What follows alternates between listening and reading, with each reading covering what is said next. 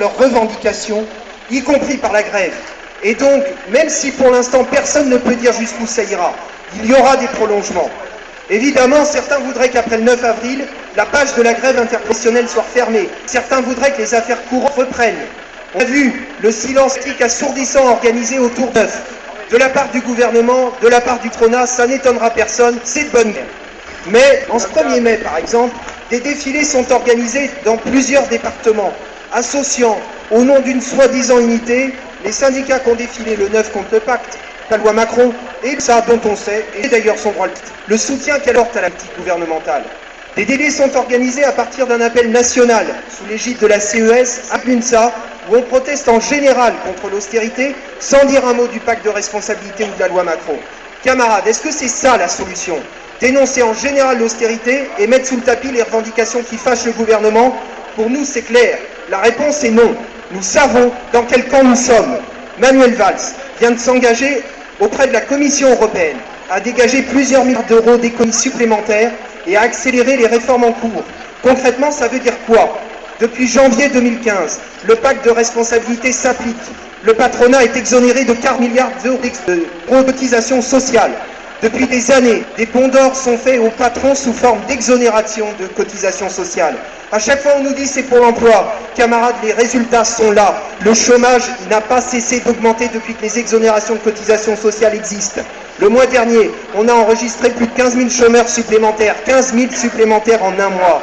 Les 40 milliards de cotisations sociales dont les patrons sont exonérés sont pris à la branche famille de la Sécu, aux allocations familiales. Ce n'est qu'un début. Après, ce sera la branche vieillesse et l'ensemble de la Sécu qui est visé. On organise ainsi la faillite de la Sécu qui est planifiée, programmée pour mieux organiser la mainmise des assurances privées sur la sécurité sociale. Le pacte, c'est 50 milliards de réduction des dépenses publiques. Les salaires des fonctionnaires sont gelés depuis 2010. Ils doivent l'être jusqu'en 2017. Tous les salaires bloqués dans le public, de manière quasi automatique dans le privé, on connaît le résultat. Les patrons, à leur tour, bloquent les salaires. Prestations sociales, retraites, tout est gelé.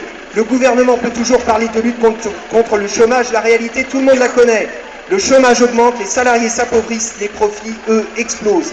Et pour trouver les 50 milliards du pacte de responsabilité, maintenant plus d'ailleurs, puisque la Commission européenne demande plus, on impose un traitement de cheval au service public. Un exemple, plus de 10 milliards doivent être pris à la santé. C'est la clé de la loi Touraine, qui supprime 22 000 emplois dans les hôpitaux et qui organise, sous prétexte de la généralisation du tiers payant, la mainmise des assurances privées sur la Sécu. C'est vrai à la Poste, où il prévoit la fermeture de 7 000 bureaux de poste. C'est vrai à la SNCF, où la réforme ferroviaire démantèle purement et simplement le service public des chemins de fer. Depuis des années, le patronat exige que le gouvernement ose enfin s'attaquer vraiment au code du travail et aux conventions collectives. Il peut compter sur Macron. Travail du dimanche, travail de nuit sont banalisés, les prud'hommes sont contournés, menacés de disparition. Pire, l'article du Code civil qui impose aux employeurs que tous les litiges concernant le contrat de travail relèvent du Code du travail et des prud'hommes, c'est-à-dire des garanties collectives. Cet article est purement et simplement abrogé par la loi Macron. C'est-à-dire que le vieux rêve du patronat, livrer chaque salarié individuellement à l'arbitraire de l'employeur, la loi Macron le réalise. Le pacte de responsabilité, la loi Macron sont le point de départ d'une offensive d'ensemble pour tout liquider. D'ailleurs, à peine le 49.3 utilisé pour faire passer en force la loi Macron, le gouvernement passe à la réforme du dialogue social. Tout ce qui touche à la représentation des personnels, délégués du personnel, comité d'entreprise, CHSCT, tout est mis en cause. Le plus grave, c'est Valls qui l'annonce. Il vient de déclarer. Au-delà du projet sur le dialogue social, il faut élargir la place de l'accord collectif dans notre droit du travail au niveau de l'entreprise et de la branche. En clair, ça veut dire qu'un accord d'entreprise sera dérogé, être inférieur à l'accord branche et au code du travail. Ça veut dire tout simplement tout pouvoir au patron. Début des années 2000, le vice-président du MEDEF, Denis Clerc, avait écrit « Il faut tirer un trait sur les acquis I-35 ». C'est la feuille de route de ce gouvernement au service du patronat avec l'appui de certaines organisations syndicales. Camarades, nous ne devons avoir aucune illusion. Liquider toutes les conquêtes ouvrières, la protection sociale, le code du travail, les conventions collectives, les statuts, les services publics, c'est leur programme. Si nous ne les arrêterons pas, ils nous reprendront tout.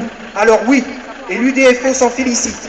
comme dans des dizaines de départements dans le pays, dans l'Oise, ce 1er mai, avec la CGT, avec la FSU, avec Solidaire et dans la continuité du 9 avril, sur les revendications du 9 avril, avec les syndicats engagés dans le combat contre le patronat et le gouvernement. Nous avons choisi de dire qu'il faut renforcer l'axe de la résistance. Il faut aider à construire le rapport de force parce qu'on le sait, seul le rapport de force et en définitive, nous le savons bien, le blocage de l'économie, la grève pour bloquer le pays contraindra le gouvernement.